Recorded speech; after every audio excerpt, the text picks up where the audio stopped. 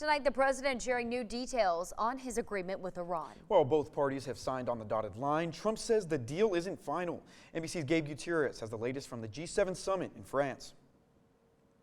Tonight, 2 U.S. officials tell NBC News the deal is signed. With the president at the G7 summit, his administration laying out details of the preliminary peace agreement with Iran. I didn't want to see economic catastrophe. If you kept this going, that could have happened. According to a senior U.S. official, under the 14-point Memorandum of Understanding, which leads to 60 days of more talks, Iran allows toll-free passage of the Strait of Hormuz. The U.S. ends its naval blockade of Iranian ports, and Iran reaffirms it will not develop or procure nuclear weapons. No, it's not final. It's a memorandum of understanding. If they don't behave, we'll go right back to dropping bombs right smack in the middle of their head. Okay? World leaders at the G7 issuing a joint statement praising the agreement, which they said was secured under the strong leadership of President Trump.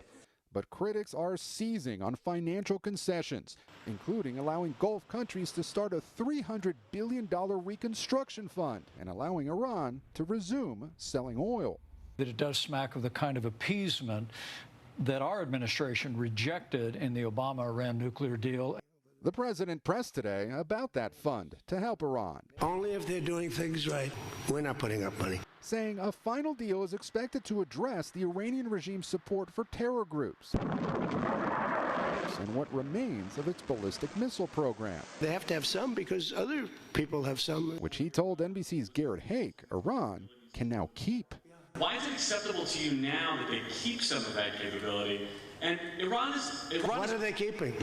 What are they keeping? They have less than other nations now.